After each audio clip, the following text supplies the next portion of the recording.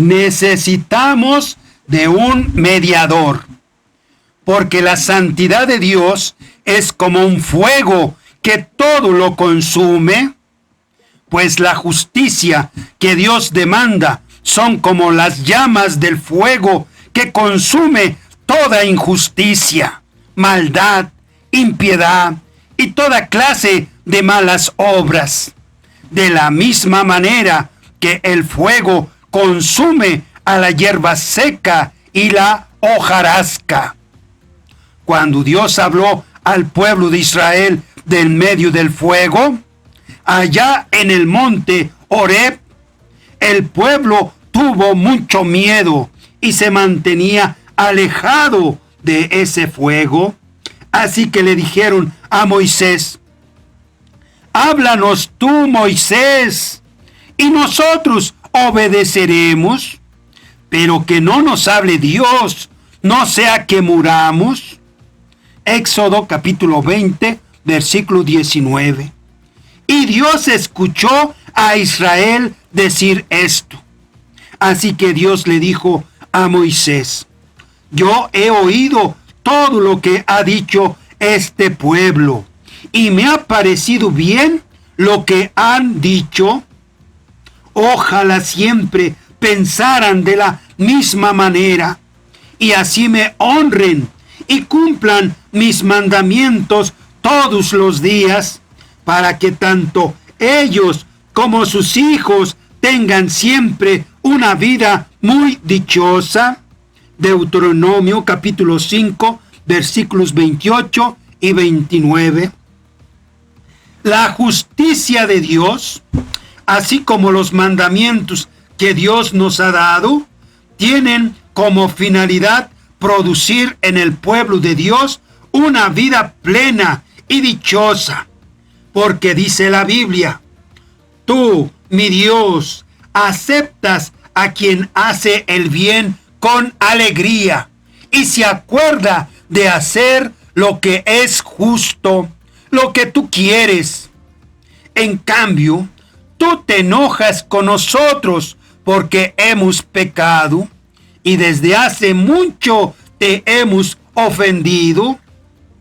Todos nosotros somos como un hombre impuro y aborrecible, y todas nuestras buenas obras son como un trapo sucio. Todos nosotros hemos caído como hojas marchitas, y nuestros crímenes nos arrastran como el viento. Isaías 64, versículos 5 y 6. Esta condición nuestra de ser como hojas secas que se pueden incendiar rápidamente por el fuego, nos hace ver la necesidad que tenemos de que una persona justa se acerque a Dios por nosotros, porque dice la Biblia que nuestro Dios es como un fuego que todo lo consume. Hebreos capítulo 12, versículo 29. Por eso Moisés les dijo a los israelitas, profetizando la venida de Cristo: el Señor, su Dios, hará que salga de entre ustedes un profeta como yo, y a él deben obedecerlo, porque esto es en realidad lo que ustedes pidieron al Señor su Dios, allá en el monte Horeb, en aquel día en que todos ustedes se reunieron allí y dijeron: no queremos oír otra vez directamente la voz del Señor nuestro Dios, ni tampoco queremos ver ese gran fuego para que no tengamos que morir. Entonces el Señor me dijo: ¿es cierto lo que han dicho? Por eso yo haré que salga de entre ellos un profeta como tú, uno que sea compatriota de ellos y que les diga lo que yo le ordene decir, y así les repita todo lo que yo les mande?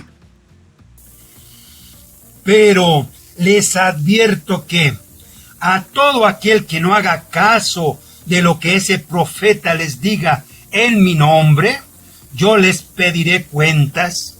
Deuteronomio capítulo 18, del 15 al 19. También les dijo Dios, mira, yo enviaré mi ángel delante de ti, para que te cuide en el camino y te lleve al lugar que te he preparado. No te alejes de él, obedécelo, no le seas rebelde, porque él actúa en mi nombre. Pero si no le haces caso, él no perdonará los pecados de ustedes. En cambio, si de veras le obedeces y haces todo lo que yo he ordenado, entonces yo seré enemigo de tus enemigos y me opondré a quienes se te opongan. Éxodo capítulo 23, del 20 al 22. Y Moisés les preguntó a los israelitas, ¿existe algún otro pueblo que haya oído como ustedes la voz de Dios hablándoles del medio del fuego y que no haya perdido la vida? Deuteronomio capítulo 4, versículo 33. Y ellos le contestaron, verdaderamente el Señor nuestro Dios nos ha mostrado su gloria y su poder, y hemos oído su voz que salía del medio del fuego, y así hoy hemos comprobado que Dios puede hablar con los hombres de en medio del fuego sin que éstos mueran. Sin embargo, ¿para qué exponernos a morir consumidos por este terrible fuego?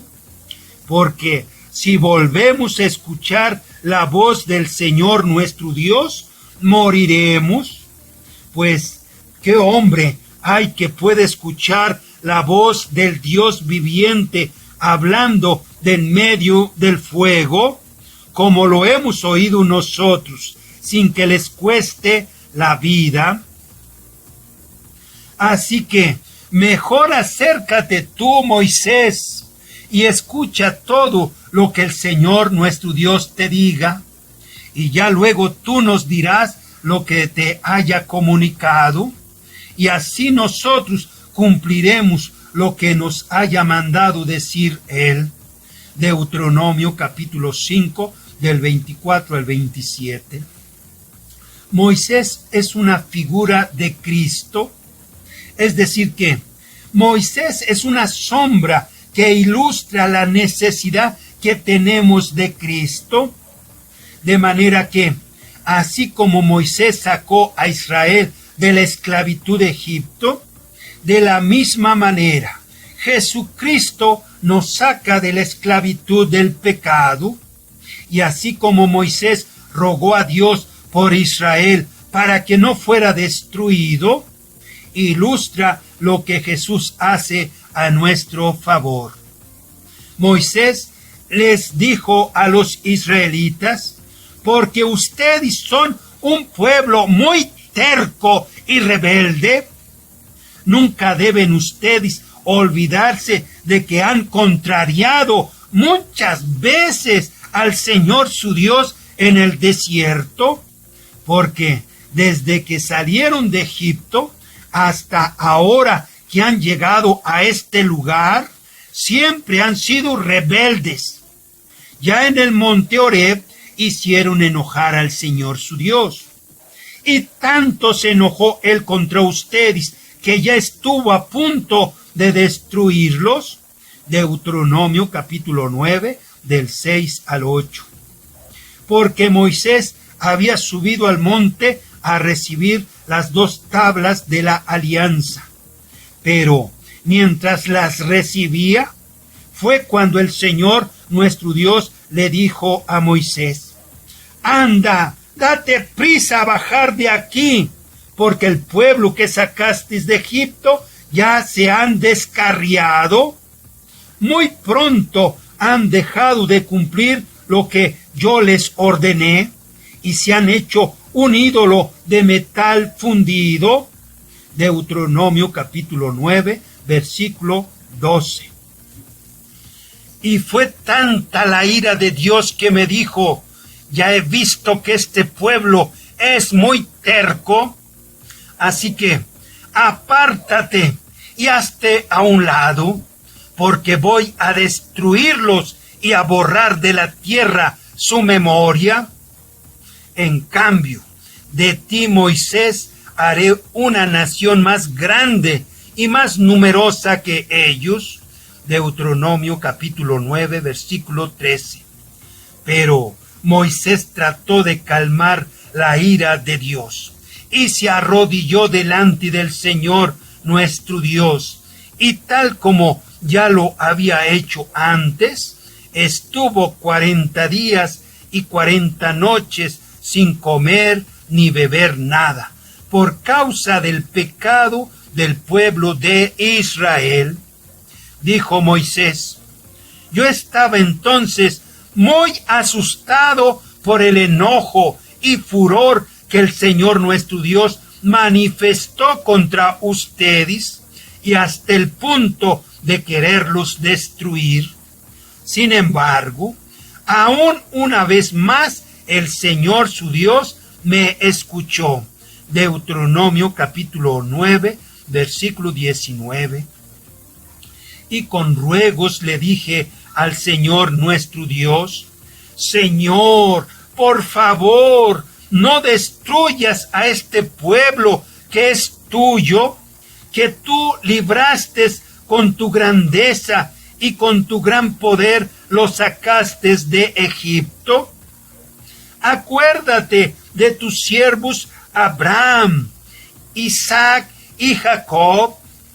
No les tomes en cuenta la terquedad de este pueblo, ni de su maldad y sus pecados, para que no se diga en el país del que nos sacaste. Esto es porque el Señor su Dios no pudo hacerlos entrar en el país que Él les había prometido. Y como el Señor su Dios los odiaba, por eso los hizo salir de aquí, solo para hacerlos morir en el desierto. Acuérdate de que ellos son tu pueblo, son tuyos, y tú los sacaste de Egipto con gran despliegue de tu poder. Deuteronomio capítulo 9, del 26 al 29. Pero también en Taberá, en Masá y en Kibrot Hataaba, y provocaron ustedes la ira del Señor nuestro Dios. Y cuando el Señor su Dios les ordenó partir de Cades Barnea para ir a tomar posesión del país que les había de dar, y también ustedes se opusieron a su mandato y no tuvieron fe en él, ni tampoco quisieron obedecerlo.